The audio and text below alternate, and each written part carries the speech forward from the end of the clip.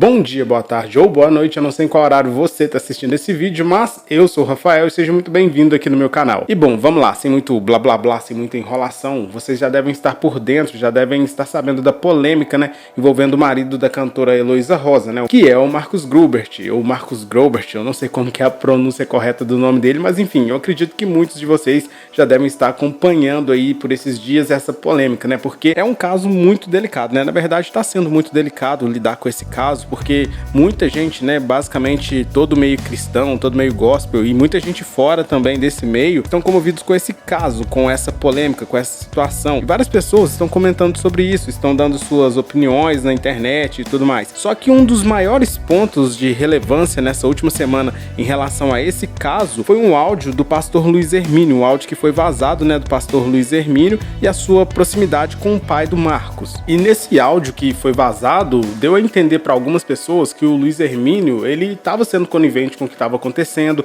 que ele estava meio que passando pano ali pro que o rapaz fez com aquela criança, né, que eu não preciso nem falar aqui, que eu acredito que vocês já estão sabendo, caso não estejam sabendo, essa notícia aqui, é sobre isso que eu tô falando, só que eu não vou focar nessa parte aqui, né, falando especificamente dos áudios que foram vazados, porque se você quiser saber, eu vou até deixar um link aqui do canal Cristão Também Pensa, onde ele já fala, onde esse canal já fala sobre isso. É um canal que eu sigo, é um canal que eu acredito que muitos de vocês seguem também, que tem muitas informações relevantes, então vou deixar o link para caso você quiser saber mais a fundo sobre essa história. Só que como eu disse, esse caso está dividindo muita atenção dos internautas, né, tanto cristãos quanto não cristãos também, pessoas que estão envolvidas nesse caso aí acompanhando. E assim, como eu falei, né, algumas pessoas estão acreditando que ele meio que passou um pano ali, outra parte já vai pelo fato de que o áudio foi cortado, de que ele não está dentro do contexto completo ali, então não dá para você tirar uma opinião concreta de se ele apoiou ou se ele não apoiou. Muitas autoridades do meio cristão, muitas pessoas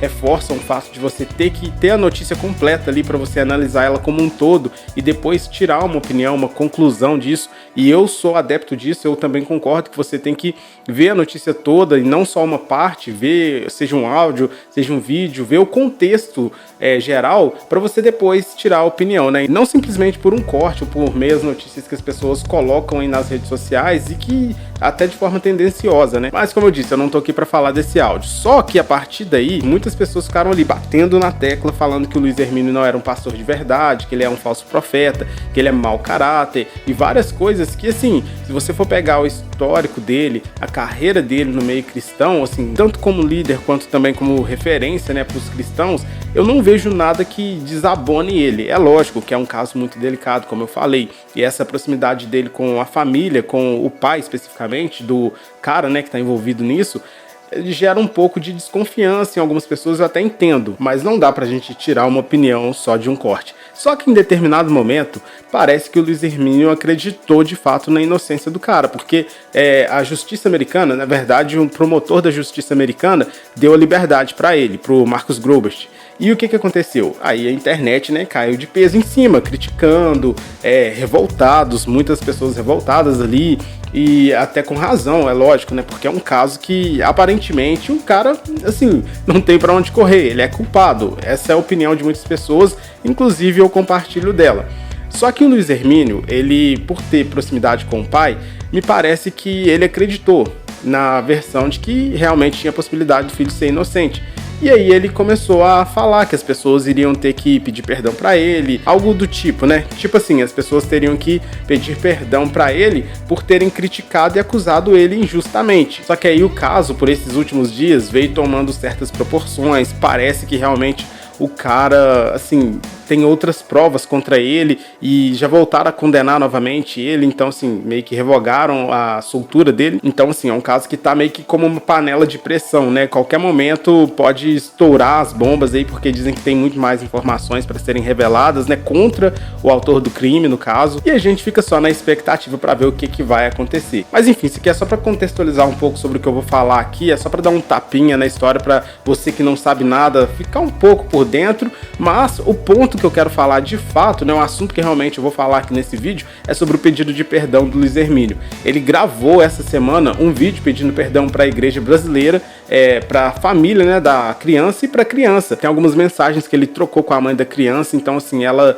ficou em determinado momento ali um pouco decepcionada com a atitude do Luiz Hermínio, porque ele não quis fazer um vídeo de início, né, falando sobre o assunto, defendendo, apoiando a causa dela, mas agora ele gravou um vídeo pedindo perdão. E esse pedido de perdão, por incrível que pareça, ele tem dividido opiniões na internet, né? Muitas pessoas acreditam, outras não acreditam, e é sobre isso que nós vamos falar aqui, que nós vamos focar nesse vídeo. Vamos lá. Olá, meus irmãos, a paz do Senhor. Queridos, eu estava recluso e em silêncio em todos esses dias. Eu precisava sondar meu coração. Como diz as Escrituras em Cântico dos Cânticos 4:12, jardim fechado é tu, noiva minha, manancial recluso e fonte selada.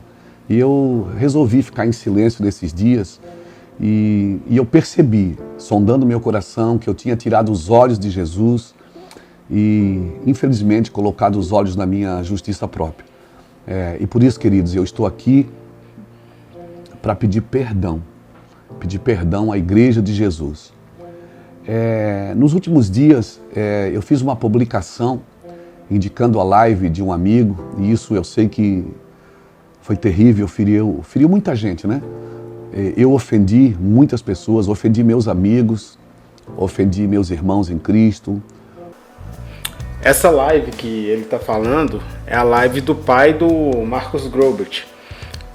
Essa live, nessa live, né, o pai do cara, ele estava meio que falando sobre a inocência dele, falando que realmente as pessoas teriam que, assim, concordar com a inocência, essas coisas todas, né? Só para contextualizar essa live que ele está mencionando aqui. Aí o Luiz Hermínio, ele indicou, né, para as pessoas irem lá ver essa live. Ofendi pessoas que eu nem mesmo conheço essas pessoas. E eu estou aqui para pedir perdão, queridos. Me perdoem por eu ter sido precipitado, irresponsável, infantil, ao tratar de um assunto tão sério, humilde da parte tão dele, doloroso, via redes sociais. Eu peço perdão, eu quero pedir perdão por eu ter compartilhado sobre um assunto sem que o caso criminal estivesse concluído, né? Não estava concluído, não estava nada resolvido ainda. E eu quero deixar claro aqui para os meus irmãos, para todos vocês, que eu luto há anos, querido, para pregar o evangelho do arrependimento, pois foi por este evangelho que eu fui alcançado. Eu acredito sim, acredito de todo o meu coração na transformação de pessoas, e até mesmo as mais difíceis de ser alcançadas, eu acredito que Jesus, através da cruz e do arrependimento, pode alcançar essas pessoas. Isso é verdade. No entanto, não é por eu acreditar que isso me dá o direito de eu falar de um assunto que eu não tinha conhecimento adequado, que eu não tinha a linguagem adequada. E por isso, queridos, eu quero pedir perdão.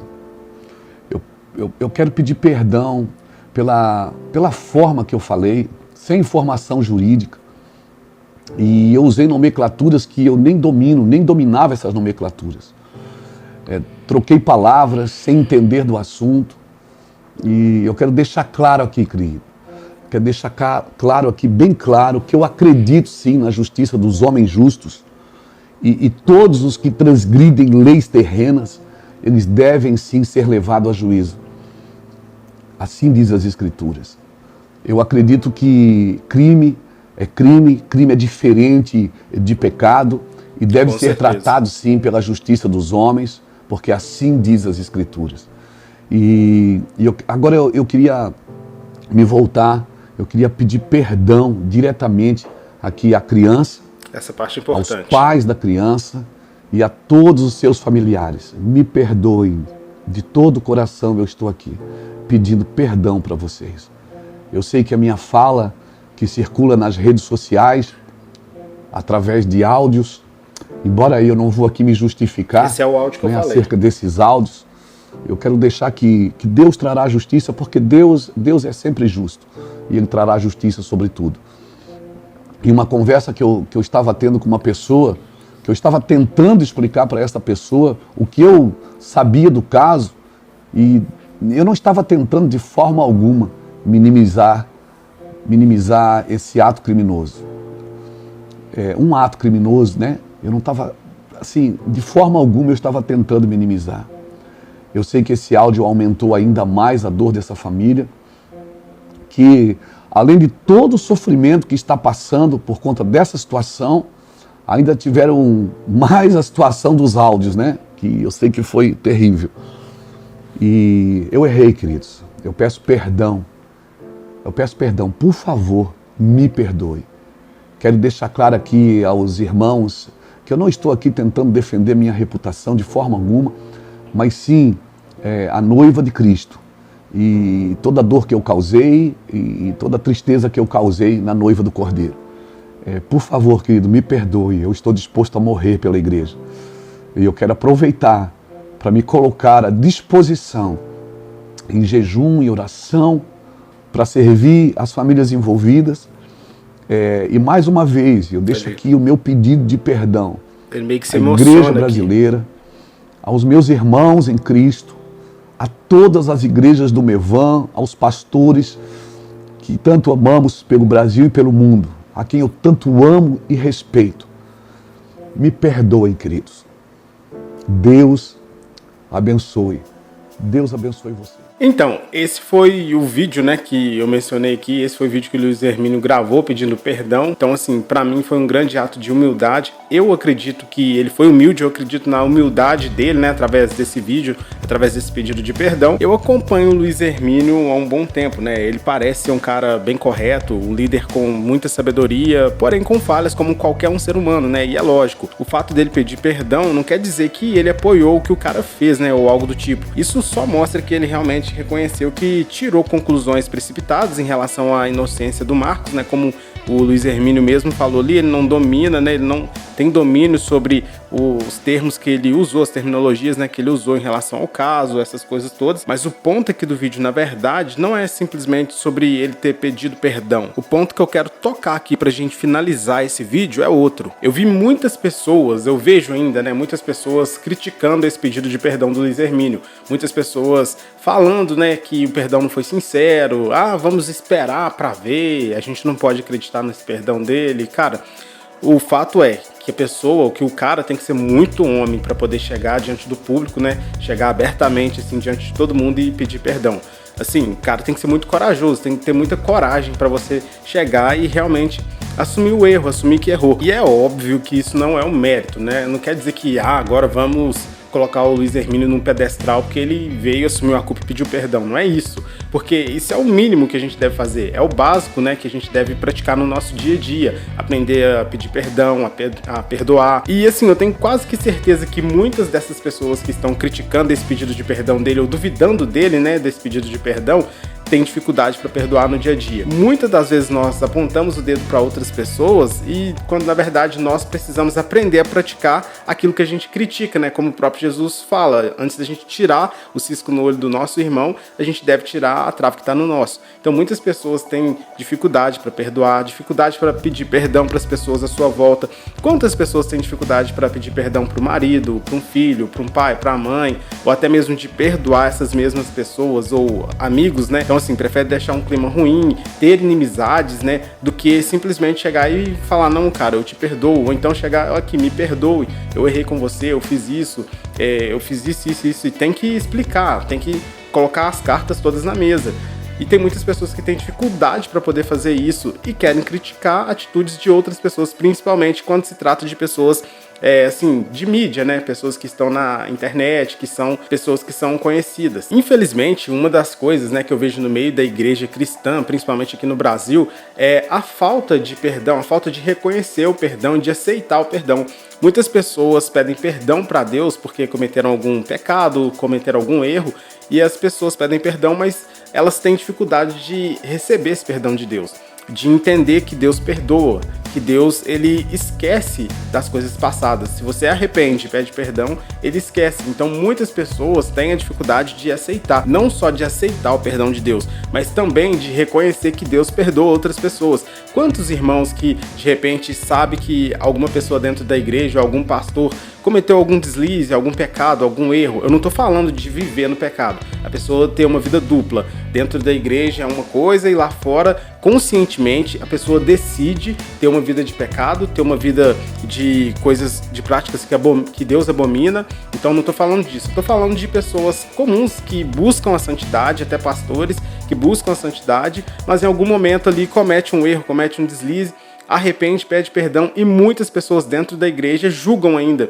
acham que a pessoa não deve ter mais oportunidade para pregar, que não deve mais estar à frente de nada. Isso eu não digo no momento que a pessoa errou, mas mesmo com o passar do tempo, muitas pessoas dentro da igreja têm essa dificuldade de aceitar que Deus perdoa as outras pessoas e que elas podem sim voltar aos cargos ou então até mesmo exercer funções que elas exerciam antes. A gente pode ver o exemplo de Davi. Olha o que ele fez. A gente pode ir na Bíblia e ver tudo que Davi fez. Adulterou, mandou colocar o soldado dele de confiança na frente da batalha para ele poder ser morto, para ele ficar com a esposa do cara, né, para ele não descobrir também sobre o filho. Então Davi fez várias coisas que aos nossos olhos hoje é difícil a gente aceitar, mas mesmo assim Deus ainda chama ele de homem segundo o coração dele. Então assim, cara, Deus ele perdoa. Se você tiver arrependimento, se as pessoas se arrependerem, pedir perdão, ou se você pedir perdão, Deus perdoa, e esse é o nosso papel. Jesus nos ensinou que nós devemos praticar o perdão, que nós devemos perdoar, senão nós não vamos ser perdoados por Ele, e nós não vamos herdar o reino dos céus. Aí talvez você fale assim, mas você não sabe o que tal pessoa fez comigo, você não sabe da minha vida, você não sabe a gravidade